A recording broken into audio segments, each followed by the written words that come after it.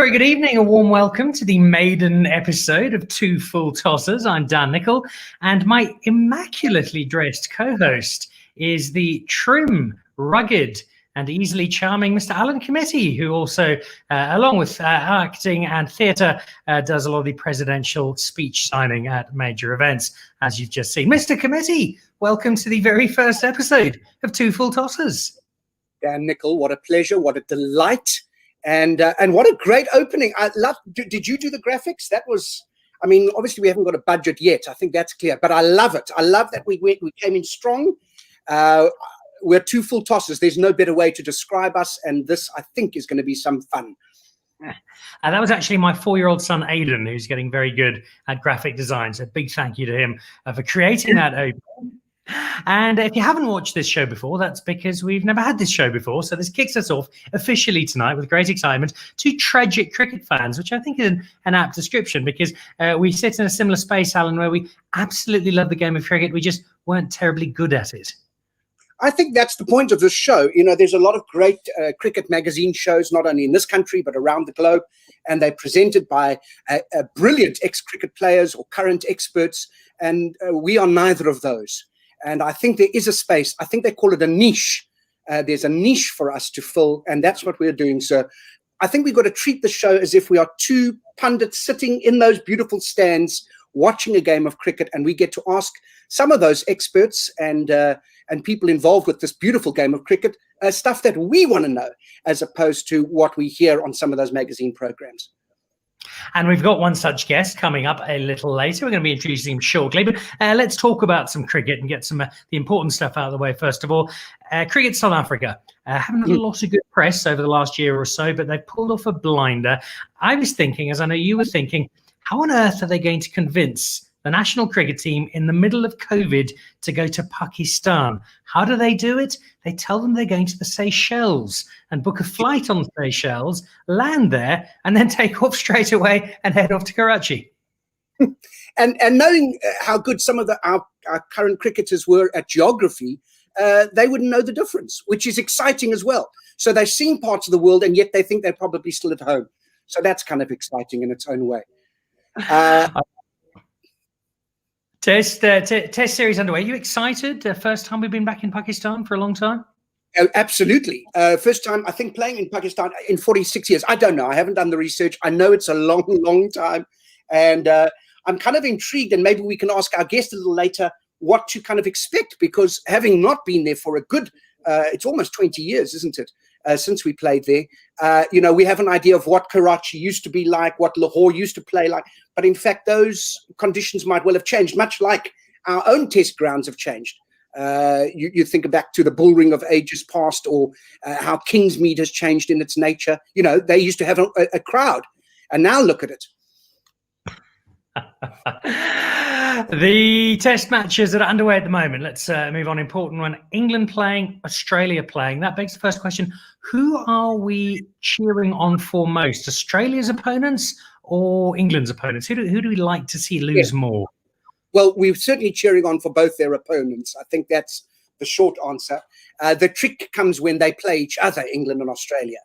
Then we have to decide where our level of irritation, frustration, and dare I even say it, outright hatred. That's too strong a term, perhaps. But this has been fun to watch. Certainly the Australia-India series has been gripping, hasn't it? And they're into the final day of the final test of this incredible series, and it's still literally either team's game. Although I suspect, the tougher thing will be for India to last out this fifth day. But let's see. They've been brilliant up to now, and with dare I say it, with a fifth. It's their fifth team, isn't it? It's India fifths playing Australia. Yeah, I think Ravi Shastri was on standby to actually play in the final test match. That's kind of where they were at the moment. He's playing. That series underway. The other one is England, Sri Lanka. Very worrying for South Africa. There is not a single South African in the starting lineup for England. What does that say about cricket development in South Africa at the moment? unbelievably disappointing, and we need to do better. We have to go back to grassroots level and find those cricketers and get them out of this country and play for the other countries, because what has been great over the last number of years is that no matter who you support, you're supporting South Africa. No matter where your players sit, international players sit on any table ranking wise, it's clearly a South African who's near the top, no matter where they're from around the world. And we're not seeing that at the moment. That's disappointing. Even Australia have got one, Mr. Labuschagne. Really? I didn't even know. Marnus Labuschagne leading the charge for Australia at the moment. Okay, so those are the test series that are on at the moment. Last question for you before we welcome up our guest. We've been watching David Warner, magnificent moustache. I know he's not everybody's favourite player, but the moustache is fantastic. Throwback to the days of Merv Hughes and David Boone. Do we need to see more moustaches in world cricket, Alan Committie? Yes, sir. We certainly do. I think a moustache, I mean, you think back to the Clive Rices, the Richard Hadleys. The great moustache was a sign of cricketing prowess. I was actually thinking about this. You know, we had Imran Khan who went into politics and became prime minister of Pakistan. We're just about to play there in Pakistan. I wondered, for example, I've got a picture. In fact, Ronaldo, who's our producer, can you put up that picture of, now, isn't that David Boone there? Lord Kitchener, your country needs you. I could imagine David Boone being a very good politician. Maybe the new Prime Minister of Australia. What do you think? And with a moustache like that, could definitely lead the way. Be fantastic. I'd love to see that. I'd love to see some more South Africans as well. I reckon Dean Elgar could probably grow a moustache in about 20 minutes if he put his mind to it. So maybe that's one for... I think it would be slow. Judging from his batting, I think everything he does is slow. And I think he would take 4 or 5 years to kind of eke out a moustache, just coming trickling around the corner. But it would be a good one. That's the point. It would be magnificent. It would be magnificent. Before we introduce our guest, we have our All-Star series, Alan's All-Star. Who's the first All-Star you're throwing back to on the series, Alan? There are two things we want to achieve in tonight's episode, I think, Dan, and we haven't really spoken about this. The one, I think, is we want to instill our love and passion for this game of cricket through this episode and upcoming episodes. But the other thing, which is important to me, maybe not to you, sir, but to me, is to start a catchphrase, which I would like to spread like wildfire through the cricketing worlds wherever they play cricket, even Zimbabwe. And I would like that catchphrase to be, he's no Lee Barnard. And that is, of course, in reference to the brilliant 1980s all-rounder, the cricketing captain. There he is, the brilliant left-handed batsman, Lee Barnard.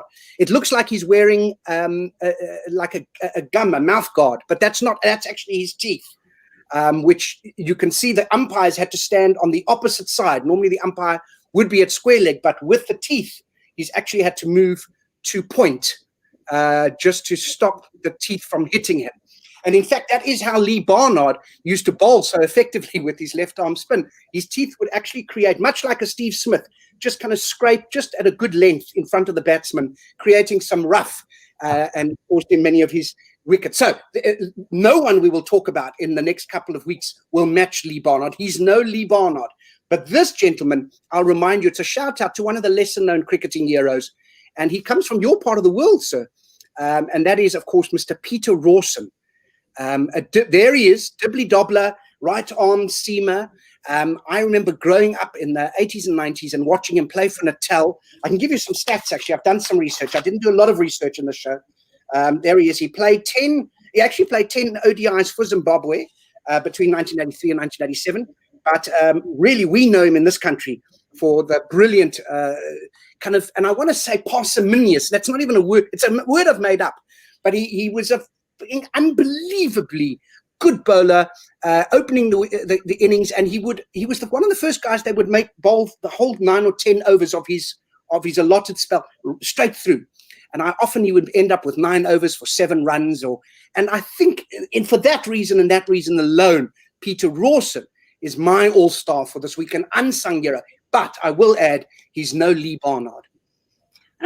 He is not. He's now making a living selling trellidoors. That's what Peter Rawson does now, the former Zimbabwean international. Almost an all-rounder. I think he might have suggested he was, but not an all-rounder in the mould of our guest this week. Now, we were going to have Kevin Peterson on the show, but we managed to get in a bigger name, so we bumped KP to a little further down the calendar. And so great pleasure to welcome up. He's played for 81 different cricket teams around the world, including stints in the Malawian T20 League and the Limited Overs League, currently running in Norway. A warm welcome to Chris Morris. Chris Morris. A guy with more clubs than Gary Player. Here he is.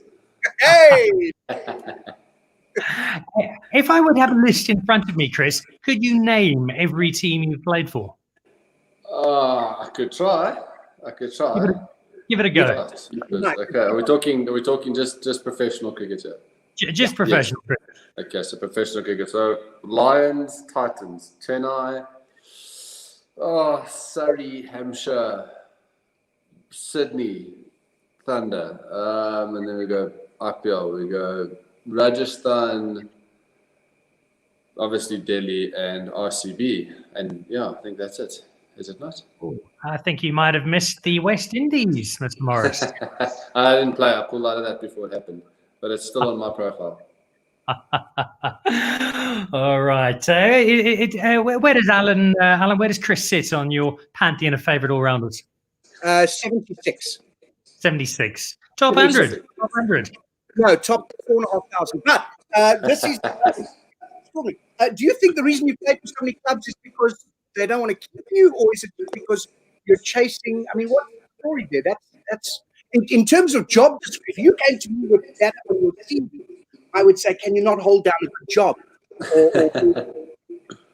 Well, I mean, look, the Lions was obviously my break into playing professional cricket. I would have gone anywhere to play cricket, so the Lions was my way in, and very grateful. I had unbelievable 7 years at that franchise, so it was really good. But I was always going to come back to the Titans. It's my home. It's where my dad played, and I live in Pretoria, so as you can see behind me, on this side, there's a bull. So born and bred Pretoria boy.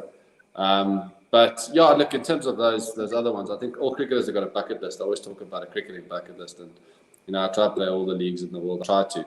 Obviously, the West Indies is still missing, and the Pakistan Super League won't be seeing me. I try to tick off a lot of things in my career in terms of the bucket list, and so far so good. I think I've done everything that I've wanted to do so far. So if you'd been given an emergency call-up to the Seychelles trip that ended up going to Karachi, would you have given it any consideration?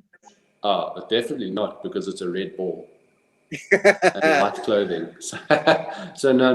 That's I think those days are gone for me. The red ball cricket. I think this old body and these old bones can't even handle more than 4 overs these days. So we'll leave it at that. All right. The discussion that Alan and I are having earlier, Australia or England, who we'd like to see lose more. Who does it come to, Chris Morris? It's a toughie because I've only played Test cricket against England, so I would probably want to see England lose more because I've only beaten them once in my tenure of playing Test cricket. So I probably want to see England lose just because home of cricket. We're better than you, and we know it. I don't know. Globo Gym. I don't know. It's a toughie because whenever Australia comes to South Africa, you want to beat them, and South Africans always seem to lift their game against the Aussies. So I'd probably more than likely want to see England lose than Australia, to be honest.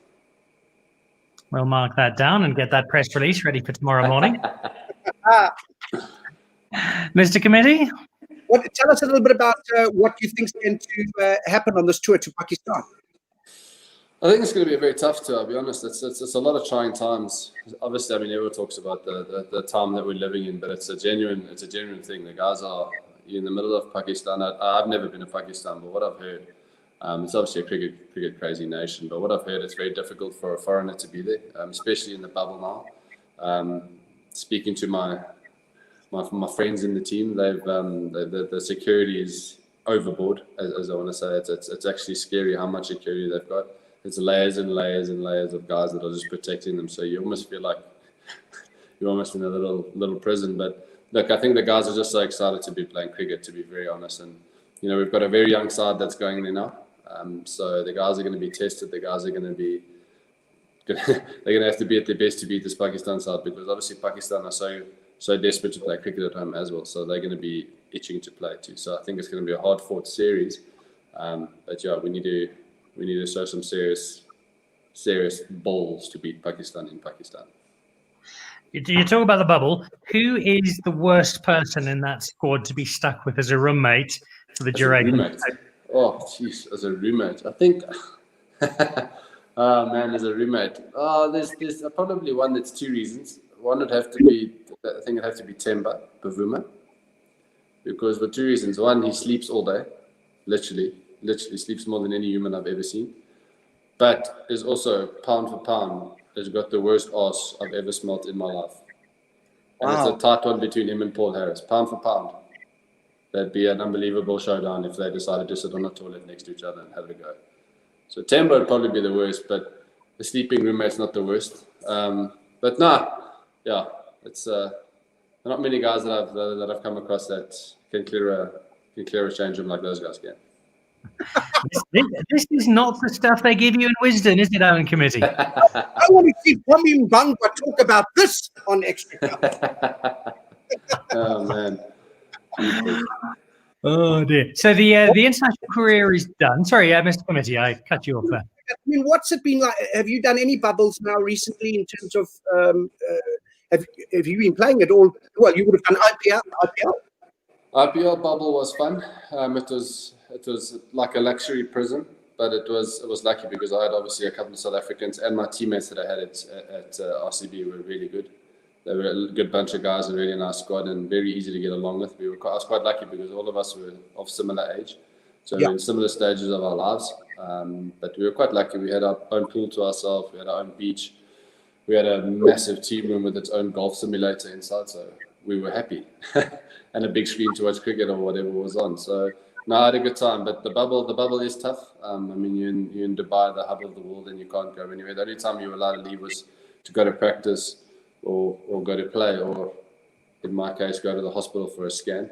But yeah, it was tough. The bubble's not as easy. I mean, people say it's you are in a luxury hotel and but 79 days in the same room, it gets to you after a while, and you start seeing things. So I heard that Quinny de Kock in this bubble leading up to the Pakistan tour was stuck watching a lot of Netflix, and he was excited to watch the Queen's Gambit because he couldn't believe Freddie Mercury had released another music video. So that was no, take it. Yeah, you enjoy my music video, did you? How does my voice sound? Oh yes. Oh, we'll talk about that in a moment. Oh yes. I'm assuming that you were picked for RCB to take the pressure off AB and Virat, because they're pretty inconsistent as batsmen, and you were really there to make the scoring at a good rate. That's right. Well, I mean, look, I like to think I'm a 4-in-1 cricketer. I bat a little bit. I like to think I can bowl. I think I'm a very good fielder, but also just a very nice guy in the change room. So I like to think I'm a 4-in-1. I bring a lot of stuff to the team.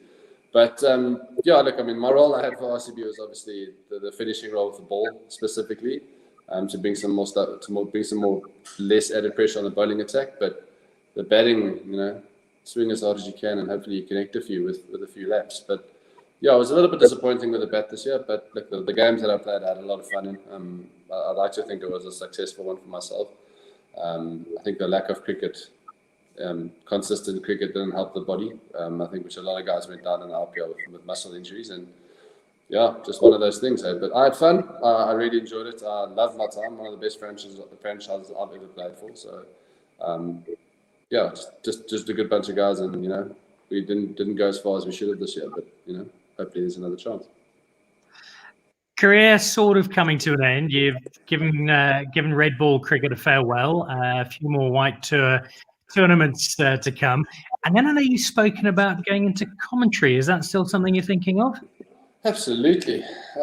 Listen, that's a gift of mine. I can talk caca, and I think that's what commentators do. They talk rubbish. So for me to talk a bit of rubbish and to talk about the game that I love, and I like to think I've played all three formats. I've played in almost every country, so I think I've got a little bit of inside knowledge on what's going on, with teams, and I'm still mates with a lot of guys that are playing around the world. So I like to think I'd add a bit of value, and I can't think of anything better than sitting and talking about something that I've lived for my whole life. So yeah, it's definitely something I want to do. Well, let's test your capability there. Myself and Alan decided to judge your ability as a commentator. So we've got a little clip for you. Just a few deliveries. It's completely random. I'm not even sure what this cricket is. I just asked the producers to put something together. So I will hand over. I believe I've got a note here that says it's the final over of some game. So let's cross to take us through the final over in the commentary box. It is former South African international Chris Morris. Oh, live in Southampton. Oh, what's happened there? Oh, David Miller. 69 of 48. South Africa should win this. We need 6 or 5 balls, Pressure's on the bowler every single time he runs into this. Oh, and it's a good ball. And he smoked it on the green wicket. Oh, he hit it straight to the fielder. Jeepers. You can see Morris, 34 of 19 on one of the greenest wickets England have ever produced. Mark Wood steaming in, bowling 150 kilometers an hour. David Miller backing away, missing it. Oh, it's good bowling. A little bit of tension in the air right now. You can feel it. Oh, Miller smokes it again. But, almost cleaning up the umpire. Straight to the fielder. This cannot be happening. South Africa are going to lose this game if they don't hit a boundary right now. Oh, Mark Wood, umpire, just off the umpire's shoulder would have been superb. Great timing by Miller. Joe Root, fumble. Morris in the slot, misses it wide. Referee, surely. Referee, it's a wide. Oh my days, I can't refer it. Morris can't refer that. Oh, that's a man that's angry. And that's a man who doesn't know what he's doing. And who's that? Owen Morgan. Last ball, 4-2 and off 1. Morris has this in the bag. Surely he misses his length on a green top, and he's going to smoke this. This is surely a wide, referee. Referee, that's down leg. That's down leg. How did Morris miss that? That's right where he wanted it. Butler, I don't want to use the word, but begging.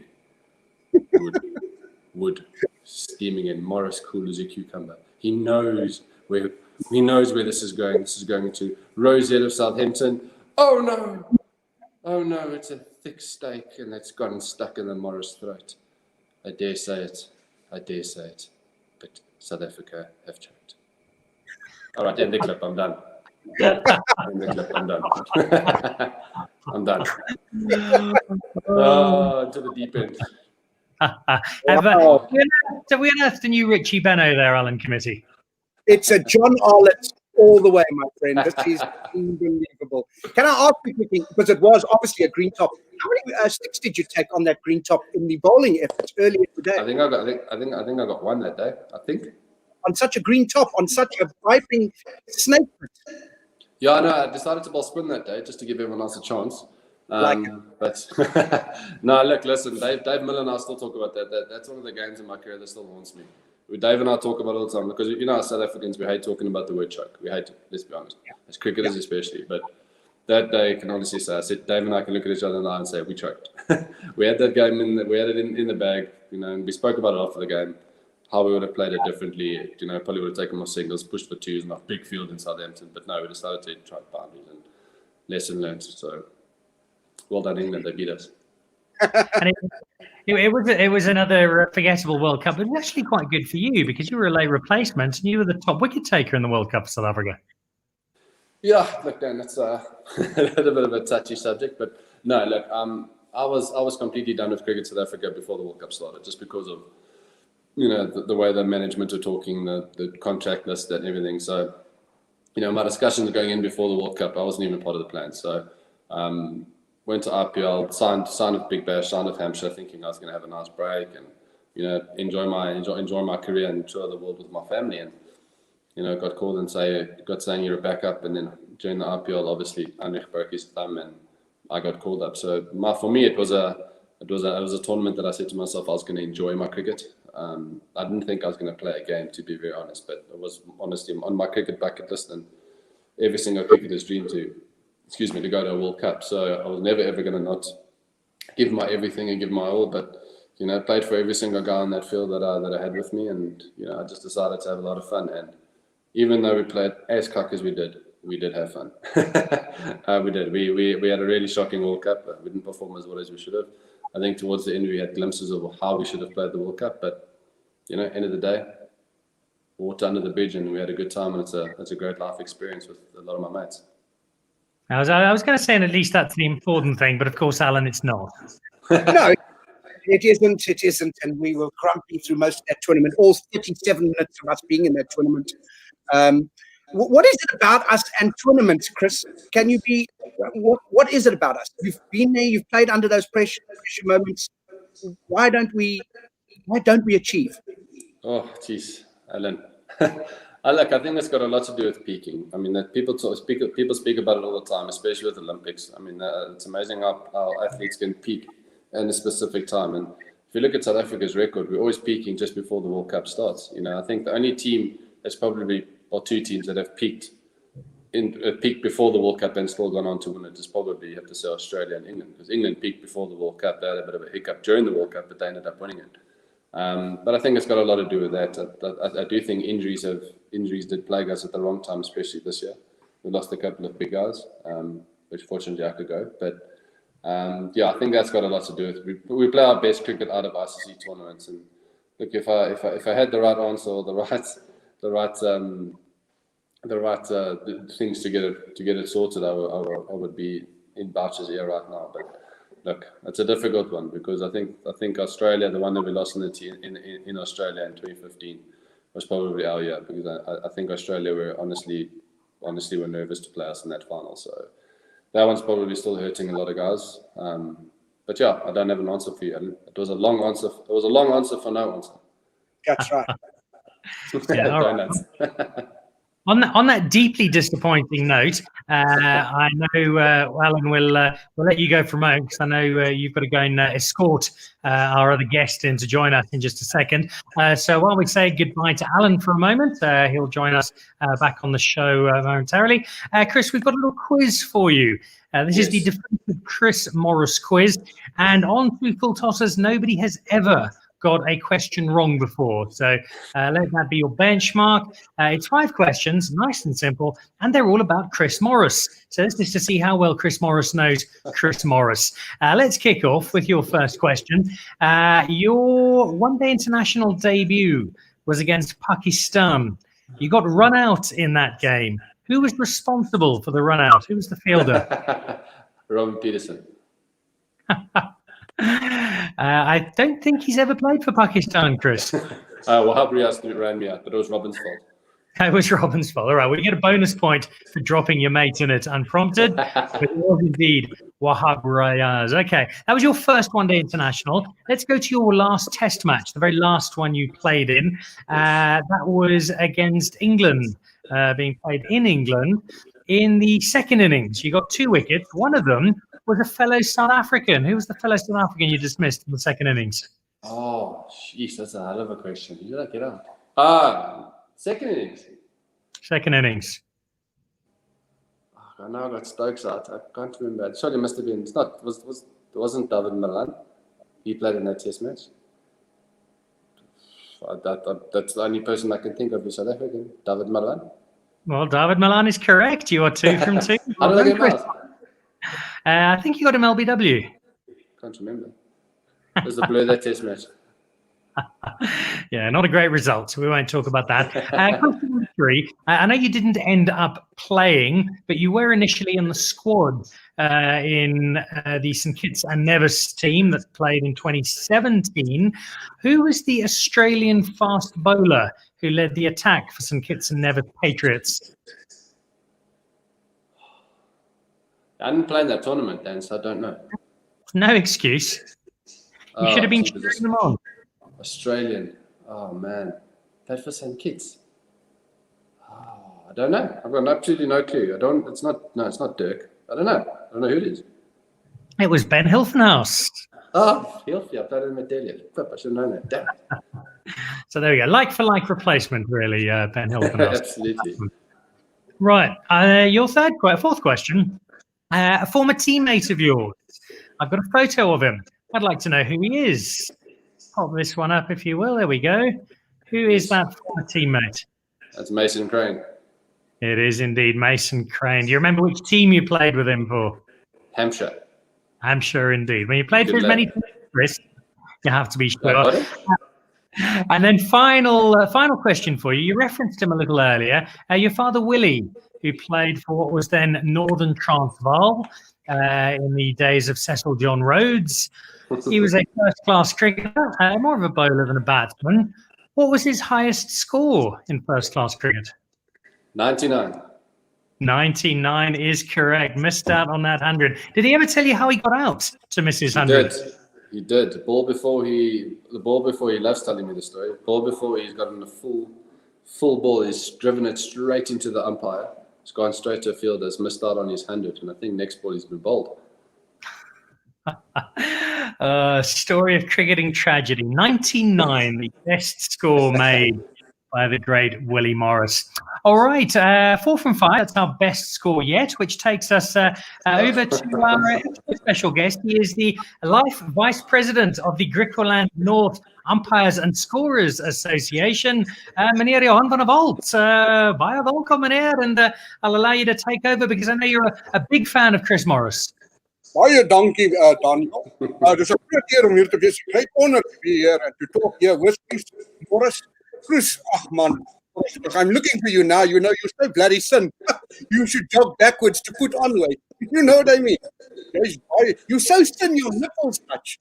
Sis. Kijk, die ding is, I don't want to talk about how thin you are, but how tall. They still baie long from top to bottom. Do you know what I mean? Have that help with the bowling. Because you've got the gangly arms and the legs, and you come in, you're all arms. As your height helps you, or has it been a disadvantage for you? A disadvantage. Well, Mr. Van der Walt, I'll tell you what, I have to stop eating to get thinner. But yes, the height has definitely helped. I should have been a basketball player, pays more money, and probably would have been more famous. But no, it definitely helped. It helped me to get a little bit of extra bounce. As you know, I got it from my dad, who is 6'9.5". So yes, I'm the short one in the family.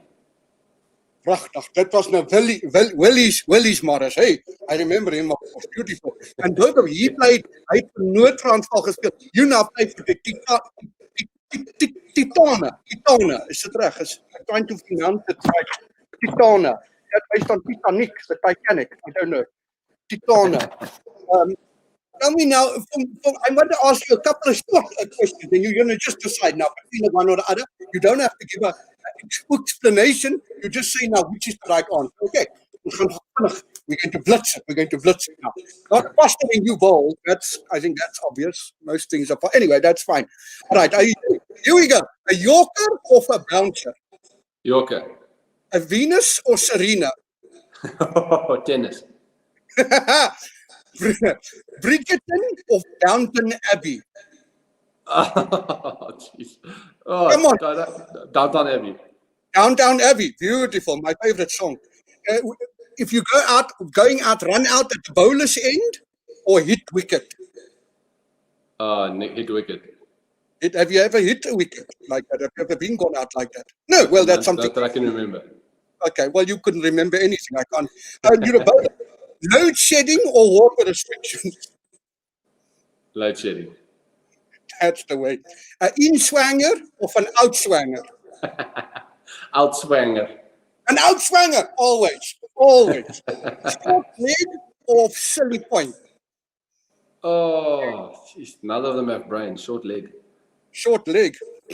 You don't have a short leg, but you have a Chevy Spark or a Kia Picanto? Chevy Spark. Could you get into either of them? I don't know. I was driving Chevy Spark the other day. It was so small, I don't think the virus could get inside it. People are wearing the Spark as a mask. That's a different story. Okay, these are the most important one, and you can't now you can't tell the lies. AB or fuck? Oh, now you must think for yourself. AB or fuff? AB for cricket and fuff for cricket. Don't give me a reason. Okay.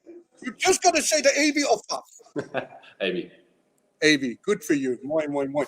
Kijk, have you sang in his music video? Because he sings beautiful. Oh, he doesn't hold the note. He strangle it and he pull it to the ground and he wrestle it and he make it dead. It's beautiful. Do you sing the harmony with him? If you listen to me, I'm holding it beautifully. I'm holding the note. You do with your beautiful hands like that. I could imagine holding it quite beautiful.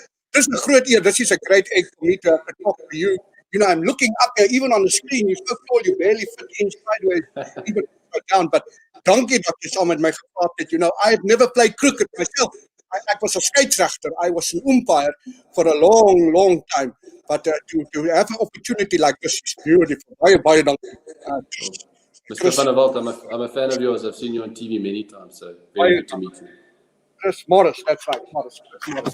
Lekker. All right, Dan is here. There we go. Thank you very much. The Life Vice President of the North Griqualand Scorers Association. And we'll say goodbye to Meneer Van der Walt. Johan, thank you very much indeed. As he disappears, there we go. Special treat for you, Chris. You probably weren't expecting that one. Big fan. I actually, you're gonna laugh, I actually have watched him on TV a few times, so I'm a big fan. Who isn't? Before we let you go, we're trying forward to next week. Our very special guest next week is Vernon Philander. What should I be asking Vernon Philander, and what would he not want us to know about him, Chris Morris? Oh man, jeepers, I don't want to know about Vern. There's not much that you don't want to know about Vern. Possibly that he needs to choose his times when he's swearing on TV. When he gets a batsman out, which is always exciting. But Vern, question that you'd probably ask him, where does the nickname Chooks come from? Write that down, Alan. Where does the nickname Chooks come from? And it's quite funny, also, you're getting Vernon, you're getting someone else, you're getting another player that's also bigger than KP. Yeah, we've actually, the week after, we've got the current vice captain of Belgium, who sits in his place. So we'll get KP eventually. He's already sent me 6 WhatsApps since the show started, asking when he can please be on. Final word for Mr. Morris from you, Alan? Just always a pleasure to catch up with an ex-player, someone who has given his all. And I think, you know, from a supporter's point of view, I remember watching in a provincial game, and I talked about Peter Rawson. I don't know if you remember Peter. You're quite a young fella, but Peter Rawson was someone I kind of loved watching. And I remember even at a game, I think it was for the Lions, that where you bowled an incredible spell of bowling. It was at the time the record. It might still be the record for most economical spell. It was a 10 for 8 or something like that. No, it's not. That record doesn't stand anymore. Does it? So the record was 4 overs, 2 wickets for 2 runs. That got beaten by that big Pakistan man. I can't remember his name now. The big dude. He bowled 4 overs, 4 wickets for 1 run. Wow.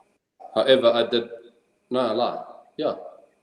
No, he also went for 2 runs, but he took more wickets than me. But I still am the only person in the world to bowl 23 dot balls in a 24 ball spell. So there you are. I'm claiming it. You should do it. You take whatever you can. And I will say to you, as great a pleasure as this has been, I'm trying to introduce a catchphrase. So what a pleasure, what an honor to actually chat to you, Mr. Morris. But you're no Lee Barnard. Absolutely not. Absolutely not. I grew up watching Mr. Barnard, so it's an honor for him not to be me, or for me to be him.